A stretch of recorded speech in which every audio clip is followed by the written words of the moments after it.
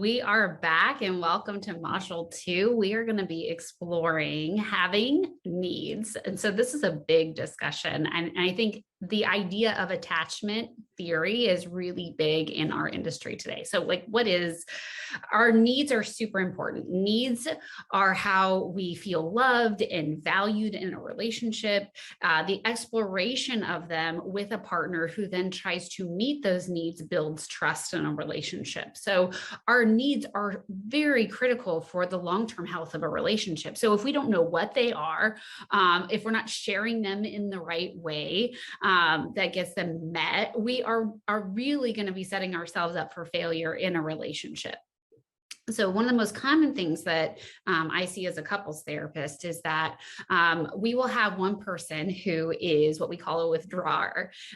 When they have concerns or issues, they will typically go inside themselves and they need to take that space away just to kind of focus on their own needs and self-reflection before they can come back and think about the needs of another person. And then we have, typically another partner who is what we call a pursuer. And this person has to share their needs. They have to talk about the issues. They have to deal with it right away, or they cannot relax. They cannot sit still, right? And so this is where attachment comes into play. Attachment theory is all about how we connect to other people. And we learn about attachment in our early experiences in childhood. It's particularly with our caregivers, right? Or in an attachment we can learn in different romantic relationships, right? So there are 4 distinct attachment styles. And I'm going to seek to give you an overview. Please know this is not a deep dive into attachment. I can do another class on that if you guys are interested. So our first attachment style is what we call secure. And secure is, I have this belief that my needs are important in relationships and I can share them, I can speak them, and I have people in my life, particularly my partner, who wants to meet those needs. Then we have anxious attachment style, where it's like, oh, I feel like I have to earn love and I got to do this and I got to do that. And if I do it this way, or if I do it that way, then maybe I might get the love that I'm looking for. So love is constantly earned. You never feel like it's going to stay. You don't know if you can always have it. You kind of always have this belief that you have to work for it. And then there's avoidant attachment style, where it's like, hey, you do you, I do me. I take care of my needs and you take care of your needs. And sometimes we'll hang out. Like high five it, right?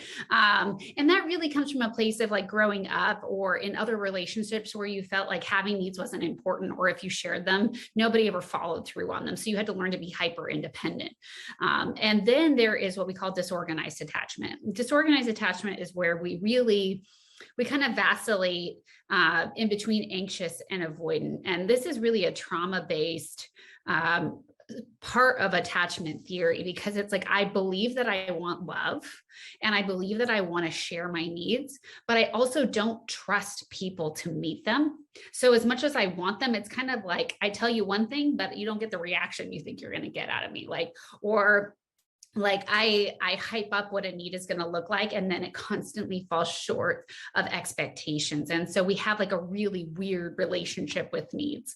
So we can all fall into those different categories, right? Like in one relationship, I might have a secure attachment. In another relationship, I might have a more anxious attachment. So our attachment styles can change based on relationship, but predominantly it's what we learn about our needs that kind of indicate what attachment styles are going to be like.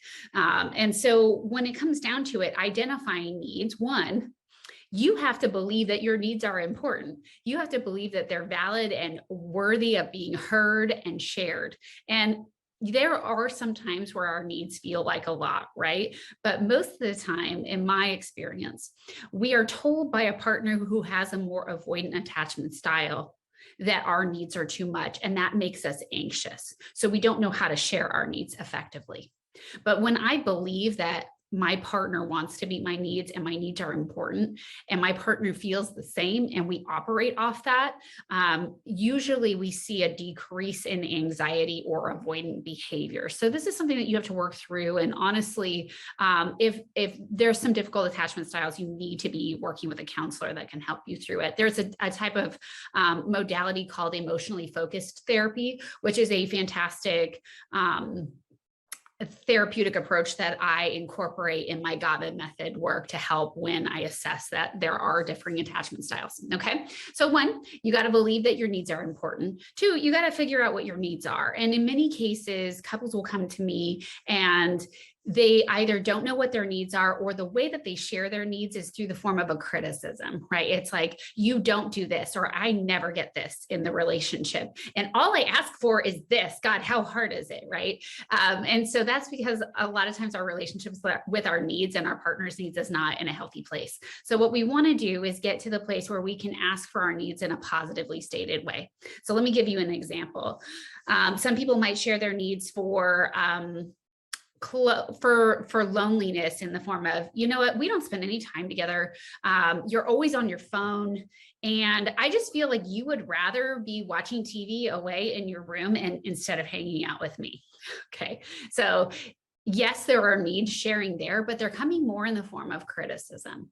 It's more telling you what I don't like about you and telling you what you do feel than I am communicating what you can do to meet my need. So on the opposite side of that, a positively stated need would be like, I feel really connected to you when we take 5 or 10 minutes away from distractions like phones or TV, just a night, and just check in with each other.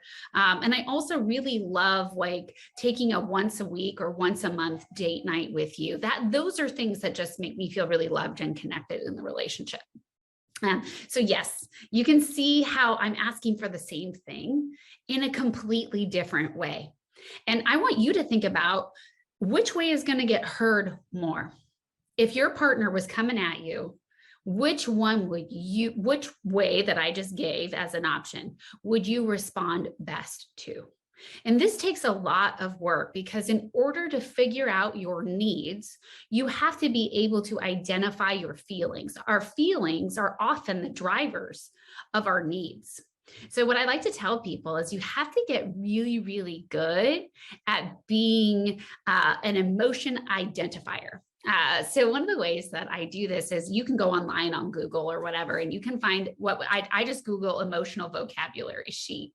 And what I attempt to do is try to get in touch with my needs every day, right? So through journaling. So what I'll do is I'll print out that emotional vocabulary sheet, and I will just try to identify, without really judging it or looking into it, what emotion is popping up for me.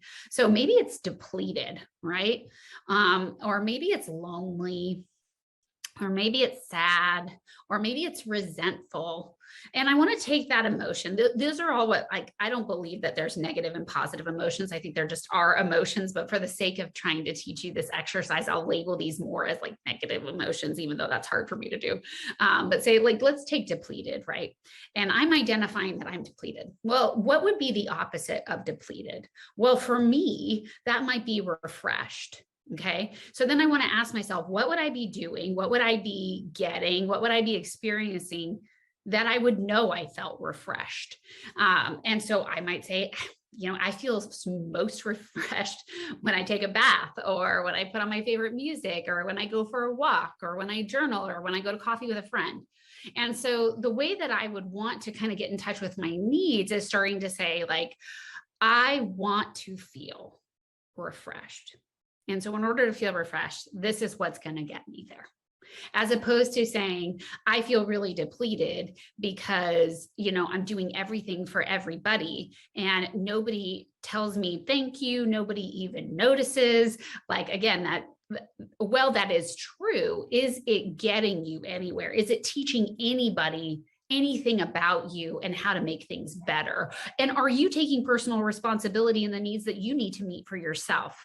Because there is a level of, like, your relationship can't meet all your needs. So you do have to become a detective into your own needs and try to decipher out, what can I give myself? And truly, how do I want to incorporate my partner and my needs? Okay, so to recap what we're talking about, your needs are important.